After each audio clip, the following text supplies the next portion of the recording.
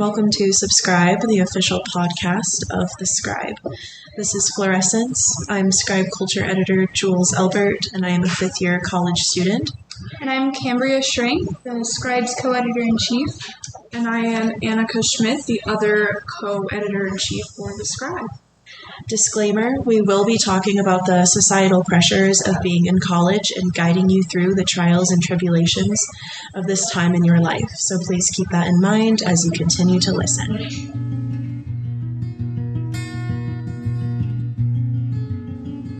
All right. So what is college to you guys? So I was a traditional college student. Graduated at 18 to school, but non-traditional in the sense that when I started college, I was engaged. So that was a little different. I didn't realize you were engaged so Yeah, early. I was engaged for 2 years. Oh, I didn't know that. Yeah, I was engaged for a long time. But I guess I just always knew I was going to go to college. I really wanted to. It was an important goal of mine. Same. Yeah. Nice. I was also traditional. I did take a gap year after high school, but growing up, college was always something that was expected, and so it's never been a question of whether I would go to college or not. It was just, when and for what. And Did you always know you'd be a biology major? no, I changed my mind a little bit. I initially was interested in environmental science. I wanted to do something like that would not change the world. That's too big of a statement. But like, I wanted to make a difference, in regard to climate change or other pressures that are facing society at the moment. And I landed on biology because I thought I wanted to become a vet at one point, and that's not going to happen now that I'm a senior. Happens to the best of us. Yeah, I'm glad about my biology focus. So Nice. What about you? Did you always know you wanted to be English in secondary ed? Oh, no. I actually went in as a college athlete, which was something that had kind of been drilled into me from the very time I started team sports. And I think that going in as a college athlete, I kind of had this ego structure, and to go in, like, my head held high. Like, I don't know. I was a pre-law major. No. I did not know that. Yeah, environmental, pre-law. I wanted to save the planet, fight for the planet, because, it has no voice. So I was pre-law, but actually I decided to do that because I was watching Scandal, Yeah. and Olivia Pope is just like the most intense character I've ever seen. And I wanted to be a lawyer just because of Olivia Pope. And then I realized I got to college and it was a TV show, so it's not as fun as everyone makes it out to I feel like there's a lot of people who are going to school for med just because of shows like Grey's Anatomy. Yeah. So the influence of TV and movies on us. Yeah. I remember wanting to be a surgeon because I was binge watching Grey's Anatomy in sophomore year of high school. Someone had us do a vision board, and I literally put surgeon tools on it, and I was like, I'm going to be a cardiologist. Here I am reading books for a living, I wanted to be a pediatrician for the longest time. Really? And then I realized that I have a fear of blood. Yeah, that doesn't. And don't you have a fear of... Do you have fear of throwing up too? Or I hate throwing up. Yeah. Yeah, I couldn't help kids that way. The wrong way. No. I think I made a good choice. But I knew I wanted to help people. And I knew I liked kids. Yeah. And I loved reading, I loved literature, I loved writing, and so that's where, I went into college knowing that I wanted to do English and secondary ed. Oh, that's nice. Okay. That's why you're in track. Yeah. I switched my major 4 times, so here I am, a fifth year. That's okay. Once I started getting involved in the Scribe, I even considered changing my major to journalism at one point, but I love them both so much, teaching and writing journalistically, but I think right now I'm going to just go with teaching. Yeah. But I could see myself writing on the side someday. It's probably easier to get a job, too, as a teacher. True. A little bit more reliability. Yeah. What were you going to say? I was going to lead us into our next yes. bullet point here. I was going to say, it kind of sounds like for all of us, college was something that we grew up expecting to be doing. Mm-hmm.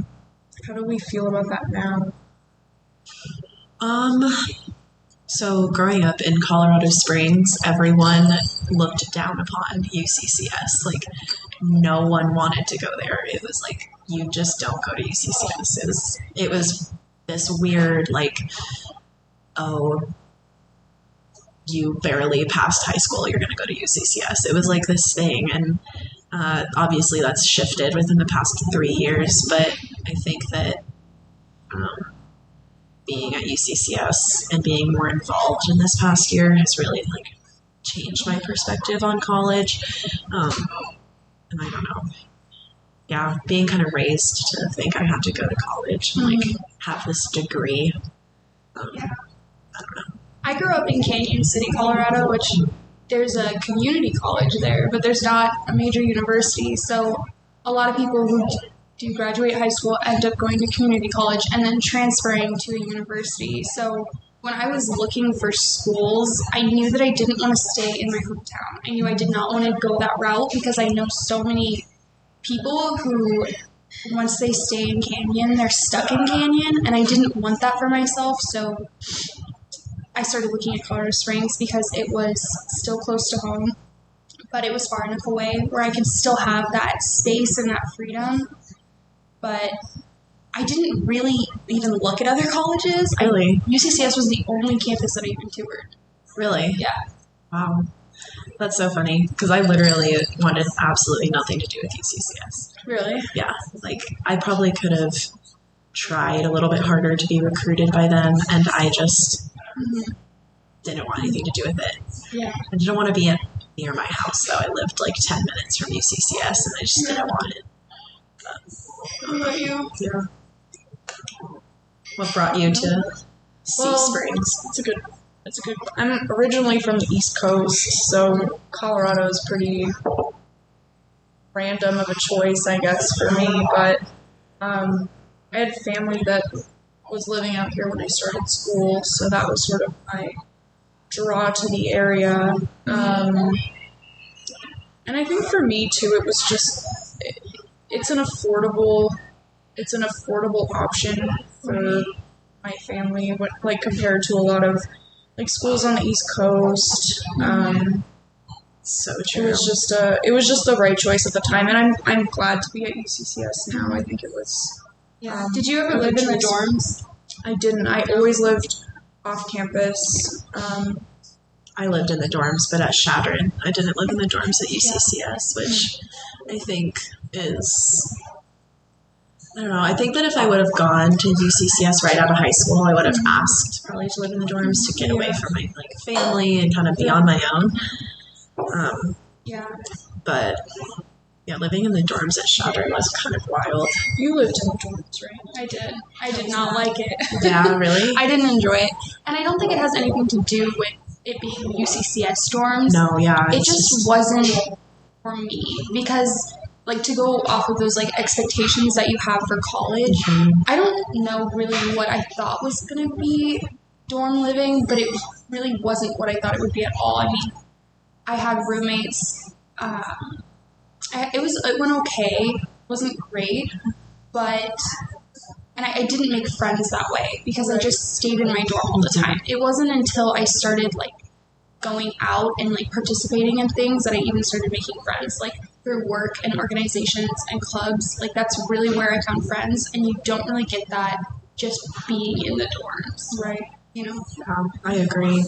What do you think the societal like pressures were, like living like as a student on campus? Like, well, I had roommates one roommate who went to a frat party, and I thought that was like what you did. Like, oh, you live on campus, you live in the dorms, like, you go party. Yeah. Because it's like a free-for-all. Yeah. That's what the movies are like. Interesting. It's true. I don't know. The societal pressures when I lived in the dorms was to be as pristine as possible because I was a student athlete. And, you know, if I got in trouble, the whole team got in trouble. And, yeah, like, girls went and partied, and I did too. I'm not going to say I didn't, but it was like a constant walking on eggshells type situation to be perfect. And I think that has a lot to do with being a student athlete. I can't relate to that being a college athlete, but I played sports in high school, and I remember I played volleyball, and the volleyball girls used to rat each other out when they would go to parties. Like, you weren't even safe with your own teammates. Yeah, that's like, crazy. It was insane. It was just a really toxic culture, so I can understand a little bit where that's coming from. I think, too, it's like a double standard because the female sports, like, I feel like you just have a hawk like eye on you 24/7, and the, you know, football teams are hosting the parties, and, you know, the cops show up and bust them, but who's getting in trouble? Not really them. Right. It's just like, you know, and so it's a double standard. It's a total double standard, and I think the girls didn't rat each other out. It was just that if you got caught by the cops, you were like not in a good place, and then the coach was mad, and it just wasn't good. But to be perfect, like, as a 18-year-old was kind of intense and a lot to take and deal with. But what did the gap year feel for you, kind of like deciding to go that route?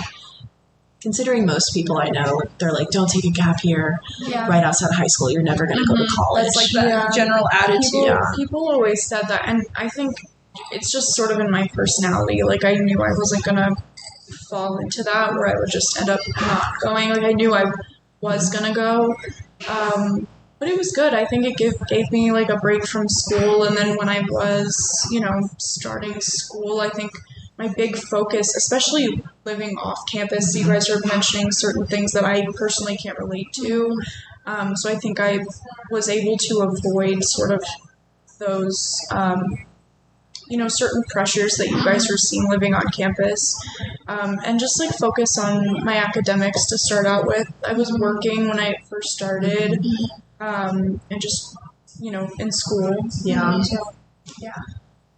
I think, too, surrounding yourself with people that you can talk to, that you can actually trust, is really important. But you just have to make sure that you actually know them. I don't know. I had a situation where it was, you know, didn't really know these people very well, and I confided in them, and, you know, crap hit the fan really fast, and it kind of took all of us down. And I think that to find who you can be open with is really important in college, just because you're going through so much, and you're going through, like, not only societal pressures, but academic pressures and family, you know. I think college can be a really isolating experience if you're not careful. Yes.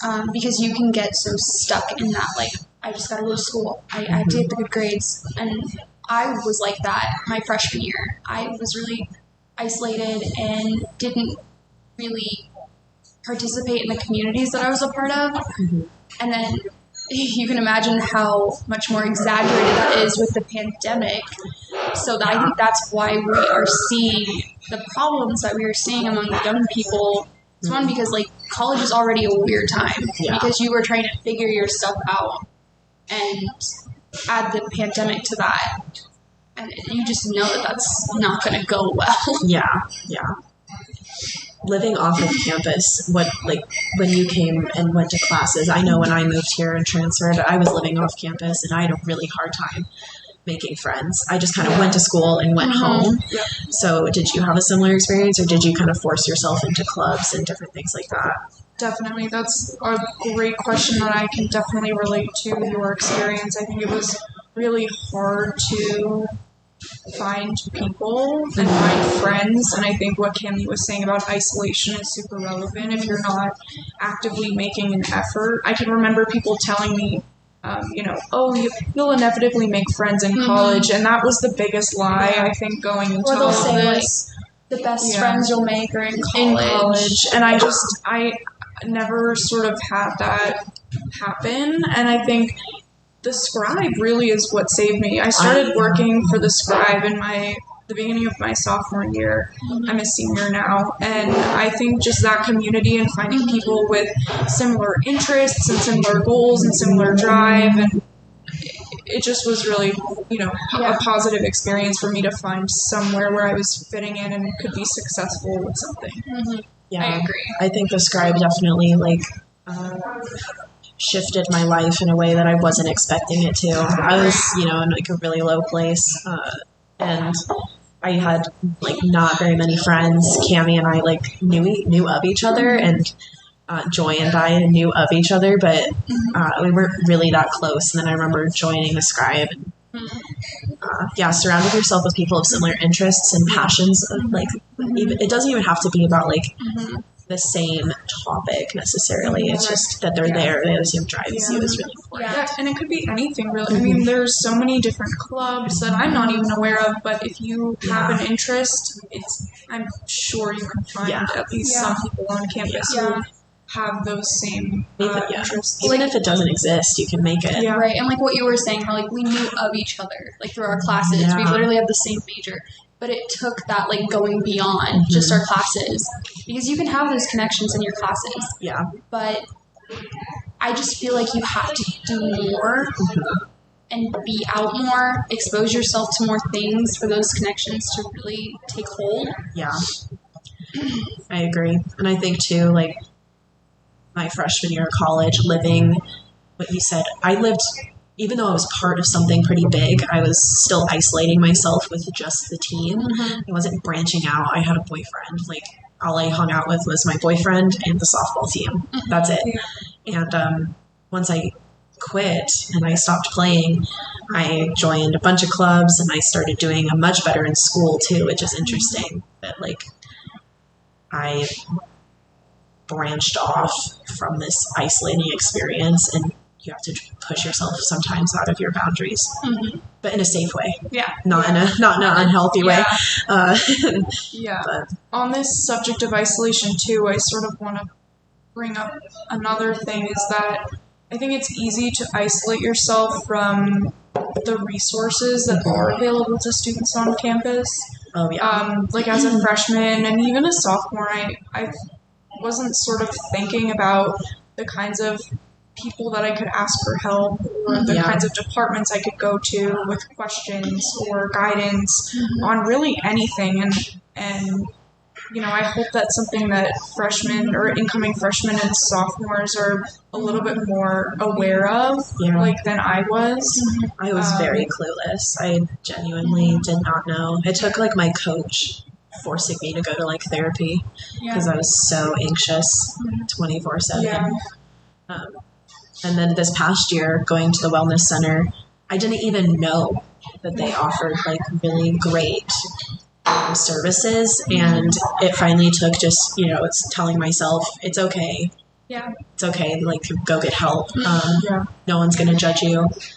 And I think that that's a kind of perfect segue into our next topic. So I think all of us probably have different definitions of what anxiety is to us. I mean, I don't know if one of you started off, but yeah, anxiety runs rampant in my family. I don't even know if anxiety can be passed down like that genetically, or if you can be predisposed to it, but I've always struggled with just general anxiety and then also some OCD.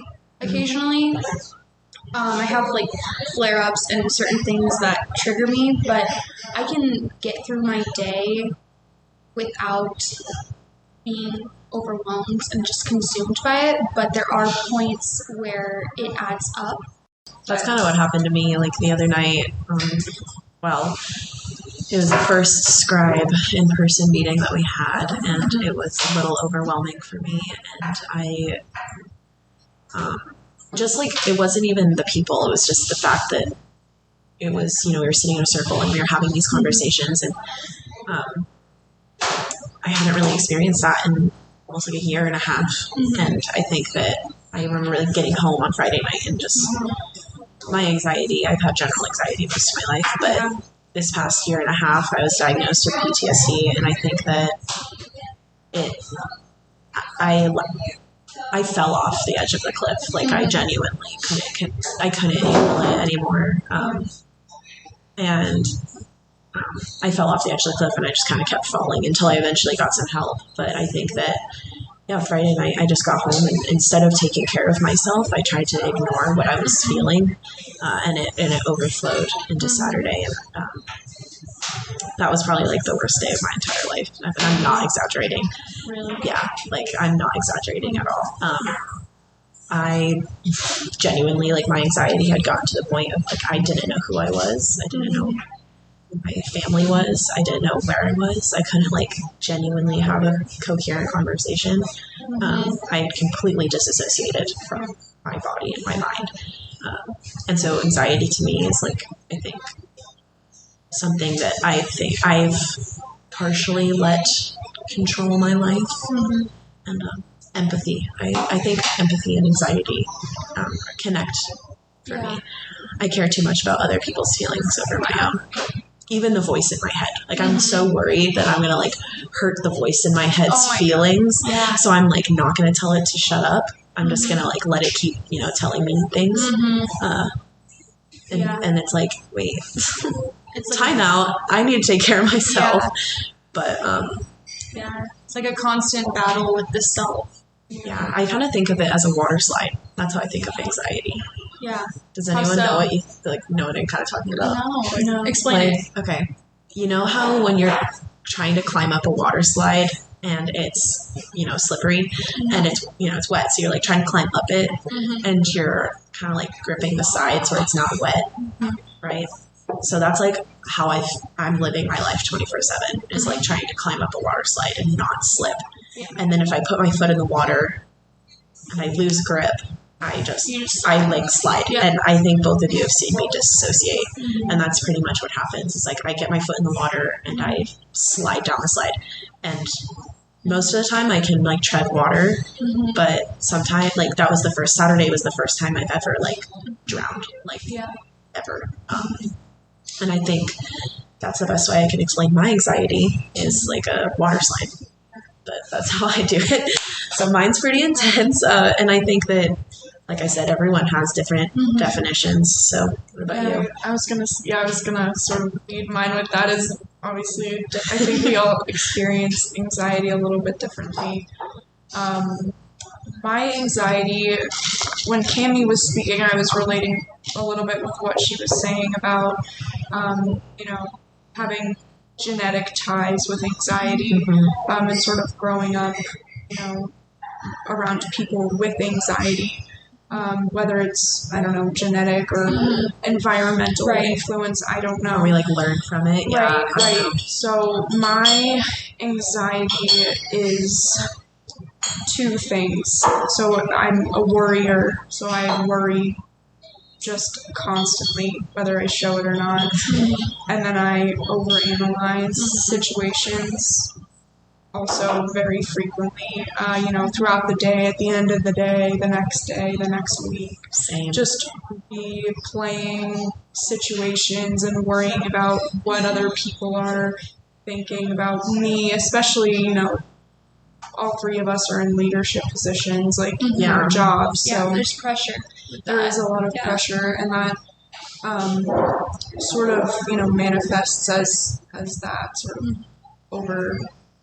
overthinking, overanalysis. Yeah. But that's sort of what my anxiety looks like, and I have actually no, I don't say that. Okay. Cool. I think too, I totally agree with the over-analysis part because there'll be times where, we're in leadership positions and you are definitely higher up than me, but we're also, I consider us friends, at least.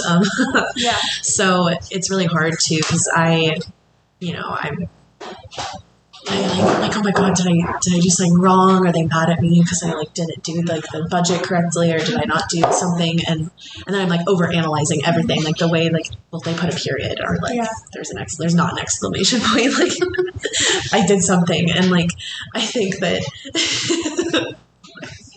I mean, I don't know, maybe I'm just the only person that does that. I do that too. Okay. Absolutely. I'm like, they didn't put LOL, so they're obviously upset with me. Like, and then I sit there and I'm like over analyzing this text message or email or something, and it doesn't. It's just like, and it happens with everybody, like a friend or like a significant other. Yeah. I don't know.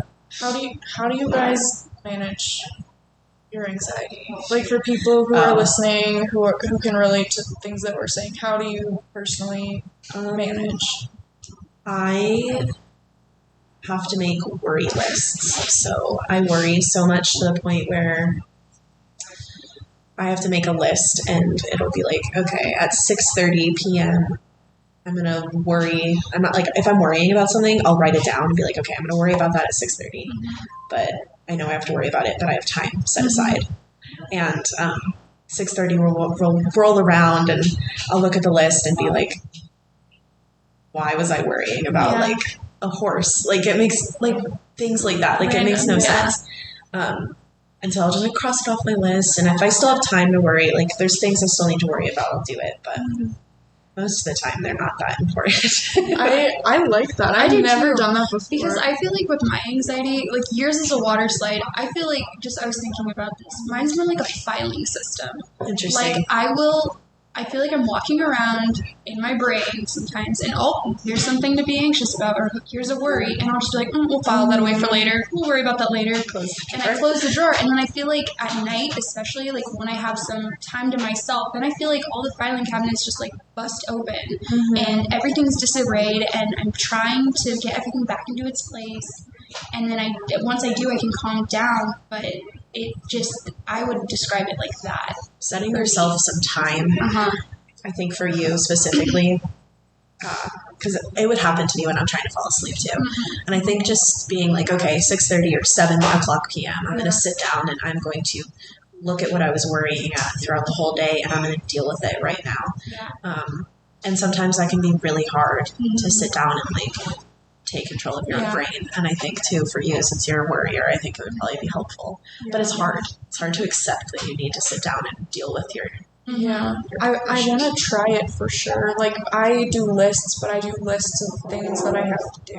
That's like but like worry's never on that list. I never put worry on the list. Yeah.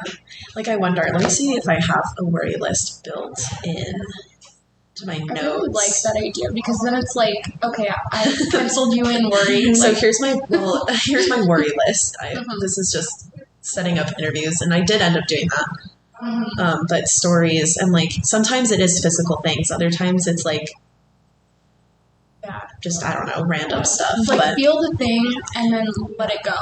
But I think we like so often just think that like worry, like everyone says don't worry, like don't worry, and it's like, okay, that's so unhelpful, because how can I not worry? Exactly. Instead it's like managing your worry, like knowing when to stop, like knowing when it's become too much. And I think that's the same too with intrusive thoughts. Someone told me that intrusive thoughts they're intrusive because you're trying to block them out. Welcome them. And then I feel like the act of trying not to have that thought actually makes it louder and more incessant. Like you're like, it gets to the point where you feel helpless. Do you guys have intrusive thoughts?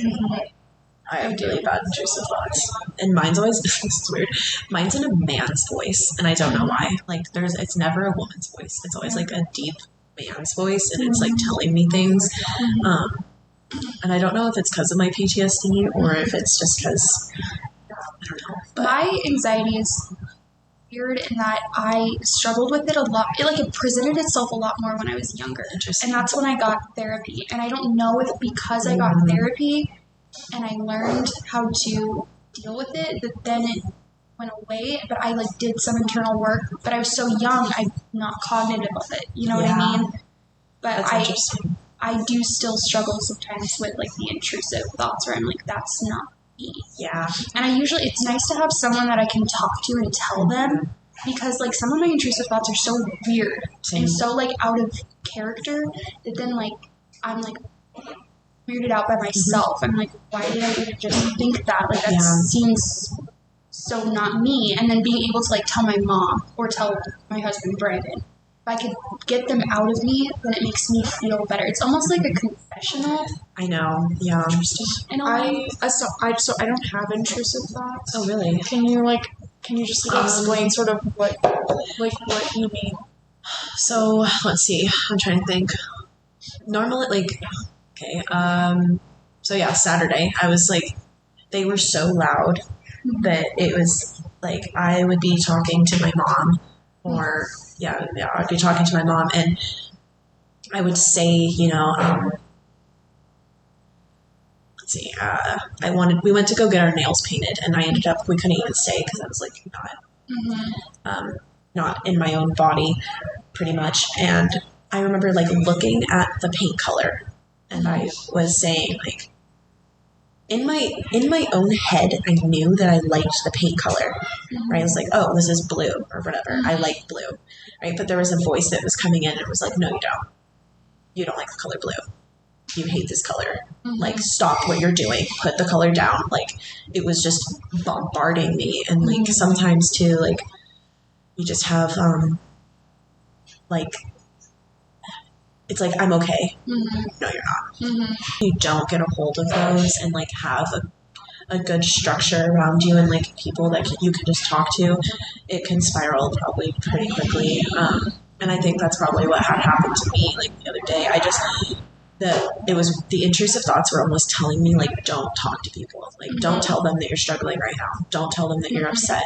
And I just remember like, I went upstairs and I just looked at my family and they like, they knew like I wasn't. And you have to welcome them into the room, welcome the thoughts, because the louder, the farther you push them away, the louder they're just going to get. Right. And I think that, too, with PTSD, like, with the person that I have the PTSD from, like, the only way I could actually get through it was to welcome this person into my space. Like, he would always just be standing in like this dark corner of my world, and it's like, no, like, come on, you want to lurk, that's fine, but you don't get to sit in the dark.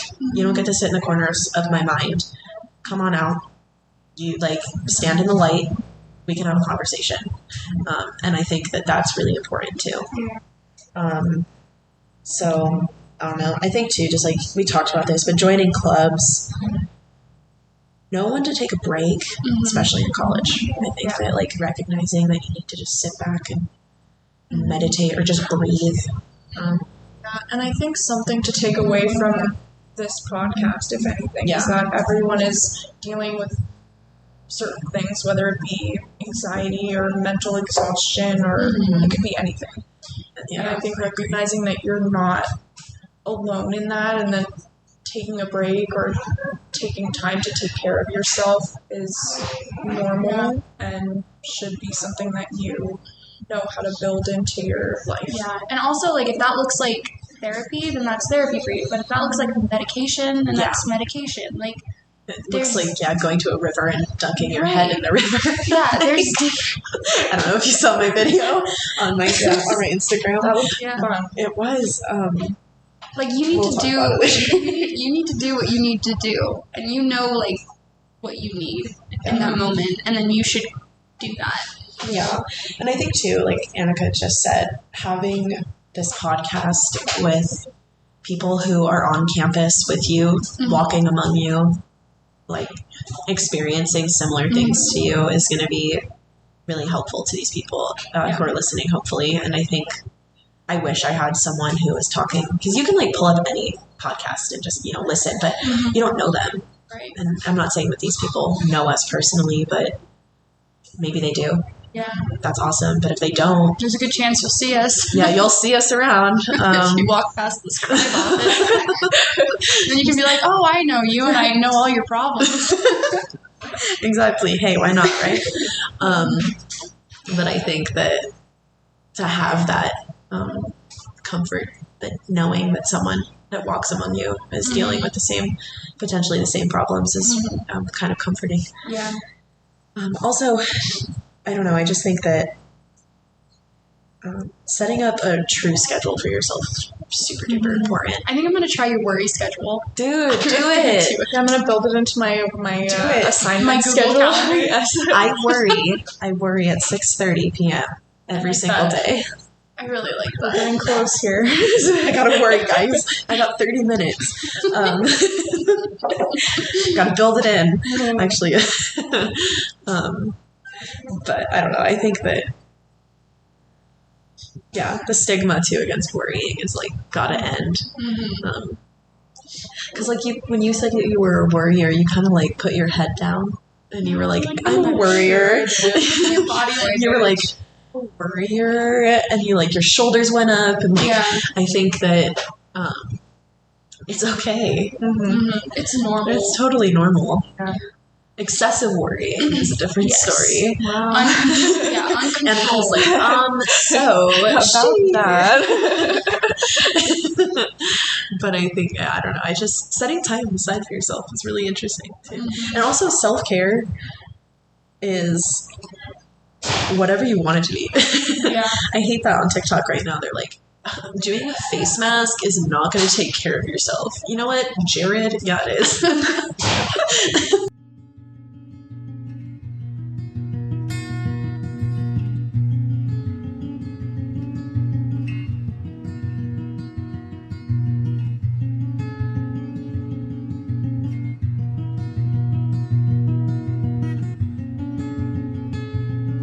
Thank you all so much for listening. To have your questions about college life answered on the next episode of Florescence, please send any questions to J. Elbert, that is ELBERT, at uccs.edu. We will try to answer your questions either in the advice column or here on the podcast. Please make sure you check out the Scribe's website at www.scribe.uccs.edu. And to stay up to date on other stories, follow us on Instagram at UCCS Scribe. Thank you for listening to Florescence. Have a great rest of your day and week.